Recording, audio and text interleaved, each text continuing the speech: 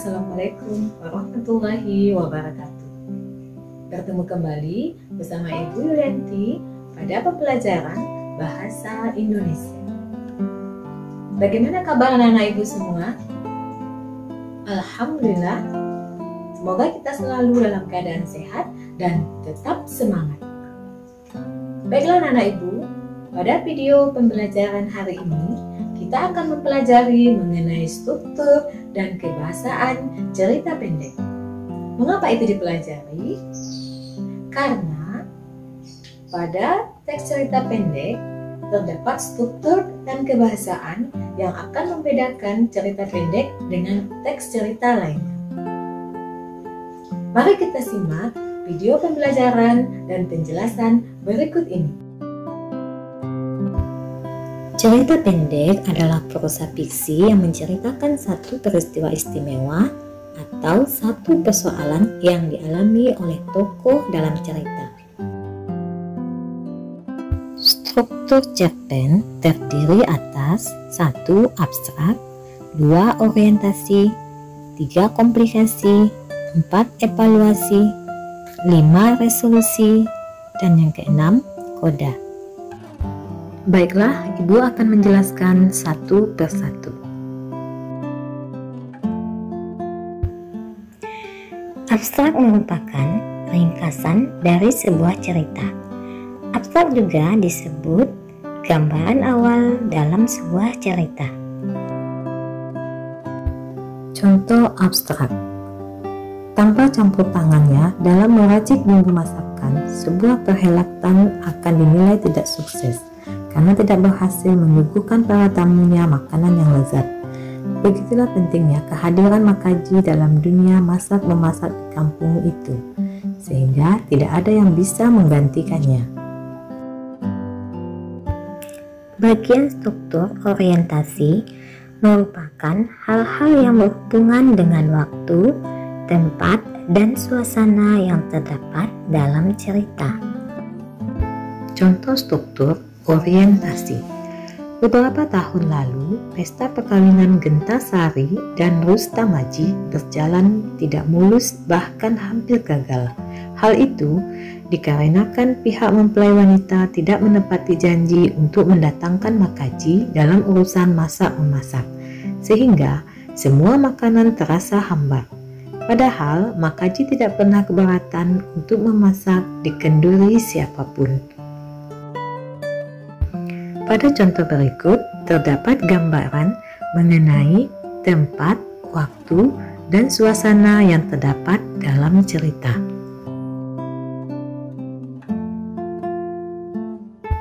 Komplikasi merupakan rangkaian peristiwa yang dialami oleh tokoh yang saling berhubungan sebab akibat dalam sebuah cerita. Contoh komplikasi: kalau memang masih ingin jadi juru masak, bagaimana kalau ayah jadi juru masak di salah satu rumah makan milik saya di Jakarta? Saya tak ingin lagi berjauhan dengan ayah. Beri ayah kesempatan satu kenduri lagi. Merah padam muka Asrizal mendengar ayahnya menyanggupi memasak di kenduri milik wanita masa lalunya. Bahkan, bila ia jadi kepala desa pun, tak sudi saya punya menantu anak juru masak, bentak Mang Kudul. Struktur evaluasi merupakan konflik menuju puncak permasalahan dan mulai muncul penyelesaian. Contoh evaluasi: derajat keluarga Asrizal memang sempurna lurah tak berbatu, seperti sawah tak berpembatang, tidak ada yang bisa diandalkan. Tetapi tidak patut rasanya Mang Kudung memandangnya dengan sebelah mata. Maka dengan berat hati Asrizal melupakan Renggogeni. Ia hengkang dari kampung, pergi membawa luka hati. Bagian resolusi merupakan penyelesaian masalah. Contoh resolusi: barangkali ada hikmahnya juga Asrizal gagal mempesunting anak gadis Mengkudun. Kini lelaki itu kerap disebut sebagai orang lari panjang paling sukses di rantau. Itulah sebabnya ia ingin membawa Makaji ke Jakarta. Koda merupakan hikmah atau pesan dari cerita. Contoh koda. Sebelum kenduri berlangsung, Asrizal anak laki-laki Makaji datang dari Jakarta untuk menjemput Makaji. Kini, juru masak itu sudah berada di Jakarta. Ia akan menghabiskan hari tua berada di dekat anaknya. Orang Lereng Panjang akan kehilangan juru masak handal yang pernah ada di kampung itu. Kabar kepergian Makaji sampai juga ke telinga pengantin baru, Renggo Geni. Selanjutnya, unsur kebahasaan cerita pendek yang terdiri atas 1. Ragam bahasa sehari-hari, 2. kosakata, 3. majas, 4. kalimat deskriptif.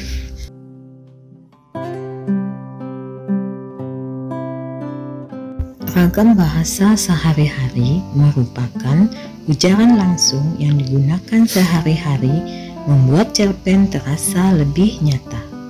Contohnya, coba deh kamu pikir, alasan kamu ingin jadi psikolog, penyiar, novelis, pasti ada alasannya kan?